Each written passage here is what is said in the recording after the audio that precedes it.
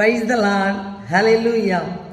இந்த அக்டோபர் மாதத்தின் முதலாம் நாளிலும் யாவரையும் ஆசீர்வாதம் உண்டாக நான் வாழ்த்துகிறேன். கர்த்தராகிய கிறிஸ்து இந்த உலகத்தில் வாழ்ந்த நாட்கள் நன்மை மட்டுமே செய்தார். இன்றைக்கு யாவை தேவன் உங்களுக்கு சொல்லுகிற காரியம் என்ன தெரியுமா? உங்களுக்கு வேண்டியதெல்லாம் செய்வேன். ஆமென், ஹல்லேலூயா. ரூத்தின் புஸ்தகம் 3ஆம் அதிகாரம் 11ஆம் வசனம் சொல்கிறது, இப்போதும் மகளே, நீ பயப்படாதே, உனக்கு வேண்டியதெல்லாம் செய்வேன்.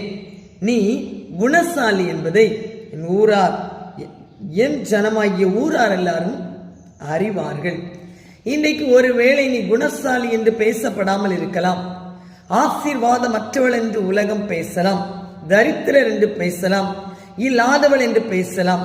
இன்றைக்கு நீங்கள் எவைகளை வேண்டிக் கொள்கிறீர்களோ அவைகளை எல்லாம் அருளாதர் இயேசு உங்களுக்கு அருளி செய்வார். ஹல்லேலூயா. உனக்கு வேண்டியதெல்லாம் இன்னைக்கு ஒருவேளை வீட்டை குறித்து நீங்கள் அழுது கொண்டிருக்கலாம், இல்லையேல் கற்பத்தின் கனி இல்லாமல் அழுது கொண்டிருக்கலாம், சமாதானம் இல்லாமல் அழுது கொண்டிருக்கலாம், குடி பழக்கத்தோடு இருக்கிற பிள்ளைகளுக்காக, புருஷனுக்காக அழுது கொண்டிருக்கலாம். உங்கள் விண்ணப்பத்தை கர்த்தர் கேட்கவில்லை என்று நினைக்கலாம். செபாவி விண்ணப்பத்தின் ஆவி, கிருபையின் ஆவி இல்லாமல் அழுது கொண்டிருக்கலாம். வேத வாசிக்க முடியாமல் எண்ணங்கள் கெட்டு போய் இருளின் சிந்தையோடு இருக்கலாம். ஆண்டவர் இன்றைக்கு வெளிச்சத்தை கொடுப்பதற்காக வந்த தெய்வம் அல்லவா?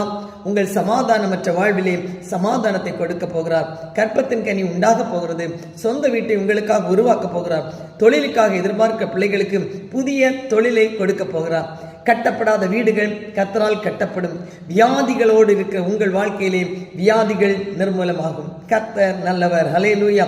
எங்கள் நல்ல பிதாவே, இந்த மாதத்திலே நீ வாக்குத்தத்தம் பண்ணது போல இந்த பிள்ளைகளுக்கு வேண்டியதெல்லாம் செய்யும்படிக்கான், கேட்கதெல்லாம் கொடுக்கும்படிக்கான், வேலைக்குரிய, ஆவிக்குரிய, பூமிக்குரிய சகல நன்மையினால் நிரப்புகிற தயவுக்காய் உமக்கு நன்றி.